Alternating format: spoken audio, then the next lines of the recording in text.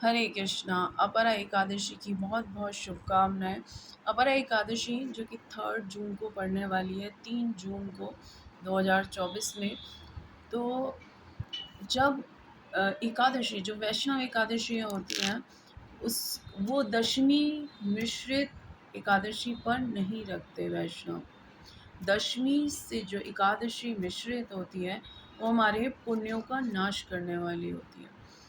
तो द्वादशी से मिश्रित एकादशी सबसे अधिक शुभ मानी जाती है। तो इस बार जो 2 जून की एकादशी है, दशमी मिश्रित है, इसलिए सभी वैष्णव 3 जून को एकादशी का व्रत रख रहे हैं, अपरा एकादशी का व्रत रख रहे हैं। तो अपरा एकादशी जो सारे तरह के पातकों का नाश करने वाली है। बहुत सारे पाप ऐसे होते हैं कि झूठे शास्त्र बनाना और गलत तरीके से लोगों का इलाज करना, जो डॉक्टर्स हैं जो गलत तरीके से करते हैं, पैसा धन कमाने के लिए करते हैं, वो जो पाप हैं, झूठ बोलने का पाप है, ब्रह्म हत्या जैसे पाप है। तो इस तरह के बहुत ही जो झूठ बोलने से उत्पन्न पाप है, उन सब पापों का नाश करने वाली है एकादशी। तो हमेशा हमेशा ध्यान रखना चाहिए हमको, हम इस तरह के अपराध ना करें, पाप ना करें। जो भक्ति करता है व्यक्ति, वो धीरे धीरे समझने लग जाता है कि हाँ, ये सब पाप हैं और मुझे नहीं करने चाहिए, जिनका फल मेरे जीवन में बहुत भयानक होने वाला है। तो इन सारे पातकों को नाश करने वाली, और जो पाप हमसे हो गए हैं अब, तो अब उनका क्या करें? तो इन सारे पातकों को अगर हम अच्छे से मनोयोग से, पूरी श्रद्धा से, विश्वास के साथ इस एकादशी का पालन करते हैं, भगवान का चिंतन करते हुए, तो ये सारे पाप हमारे नष्ट होते हैं। और भगवान के जो वामन रूप है विष्णु भगवान का, उसकी पूजा की जाती है। और इस तरह से हमें अच्छे से एकादशी का पालन करना है, हरे कृष्णा मंत्र का जप करना है, अपने नियम पालन बहुत दृढ़ता से करना है। 15 दिन में एक एकादशी आती है, अगर हमने उस दिन बहुत अच्छे से पालन किया सारे नियमों का, सब चीज़ों का, तो हमारे आगे के 15 दिन जो हमारी भक्ति साधना है, वो बहुत अच्छी जाने वाली है, क्योंकि भगवान की हमको एकादशी के दिन कृपा मिल जाएगी।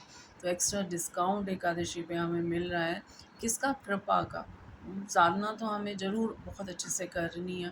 तो एकादशी की कथा महात्म्य में इस तरह से आती है कि भगवान स्वयं युधिष्ठिर महाराज के प्रश्न पूछे जाने पर भगवान कृष्ण इस एकादशी की कथा बताते हैं कि एक राजा थे महीध्वज, और उनका छोटा भाई वज्रध्वज। राजा बहुत दयालु थे, अपनी प्रजा का बहुत अधिक ध्यान रखते थे, और इसके कारण उनकी प्रसिद्धि भी बहुत ज़्यादा थी। लेकिन उनका छोटा भाई जो वज्रध्वज था, वो बहुत उनसे चिढ़ने लग गया। उनकी जैसे जैसे प्रसिद्धि बढ़ती गई, वैसे वैसे वो बहुत जलने लग गया था राजा से, अपने बड़े भाई से, और उनके मारने की योजना बनाने लगा। ऐसे ही हमारे भौतिक जीवन में हम यही सब देखते हैं कि अगर कोई भी प्रसिद्ध होता है या किसी के अंदर कोई गुण होता है, लोग उससे जलने लग जाते हैं और उसको नुकसान पहुंचाने का प्रयास करते हैं, किसी भी ये न के प्रकार।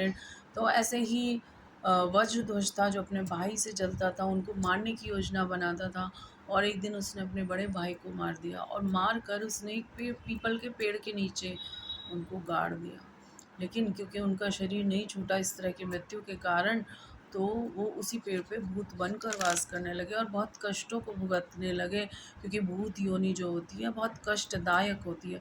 तो जब इस तरह का होने लगा, तो एक साधु महात्मा वहाँ से गुजरे, तो उनको साधु महात्मा को पता चल जाता, उनको पता लग गया कि इस तरह से इसको मारा गया और ये भूत योनि में है।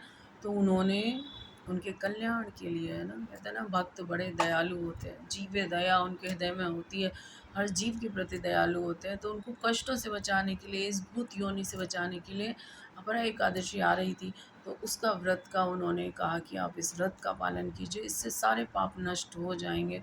क्योंकि जो भी हमें इस जीवन में कष्ट मिल रहे हैं, चाहे वो हमारे पिछले कर्मों का ही अकाउंट है, जिसके कारण मिल रहे हैं। इसलिए अचानक से हम देखते हैं, कुछ अचानक से कुछ हो जाता है, एक्सीडेंट हो जाता है, आग से जल जाते हैं लोग, है ना, इस तरह से ऊपर से गिर के मर जाते हैं। तो सडनली जब होता है, तो हमारे पाप कर्मों का ही है जो अकाउंट है, उसमें उसका रिज़ल्ट हमें मिलेगा ही मिलेगा। तो इस तरह से उन्होंने कहा कि आपके जो पिछले सारे पाप कब नष्ट होंगे और आप इस योनि से भी मुक्त होगे।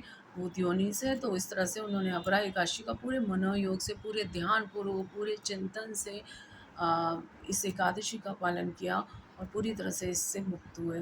तो इस तरह से हमको समझना चाहिए कि एकादशी का पालन करना कितना, हर एकादशी का पालन करना कितना महत्वपूर्ण है, और हर एकादशी का कुछ न कुछ फल भी है। हालाँकि हमको फल के लिए नहीं, भगवान से प्रेम प्राप्त करने के लिए एकादशी का पालन करना चाहिए, और बहुत अच्छे से भक्ति साधना, अपने नियम, भागवतम पढ़ना, भगवद गीता पढ़ना, ये सब, यानी कि भगवान के उपवास का मतलब होता है भगवान के निकटवास। ये दिन पूरा टाइम, हम समय भगवान के लिए देना चाहिए। एक दिन तो हम निकाल ही सकते हैं अपने जीवन में, जो 15 दिन में 2 दिन हमने निकालने हैं, है ना? उस दिन हम शॉपिंग पे ना जाएँ, हम घूमने ना जाएँ, हमारे एक्स्ट्रा काम ना करें, जो ज़रूरी है बस वही करें, और बाकी टाइम हम भक्ति साधना में हमें निकालना चाहिए। और बहुत पावरफुल दिन है, और इस दिन में जो करेंगे उसका बहुत अच्छा हमको फल मिलेगा। तो आप सबको फिर से बड़ा एकादशी की बहुत-बहुत शुभकामनाएँ। हरे कृष्णा।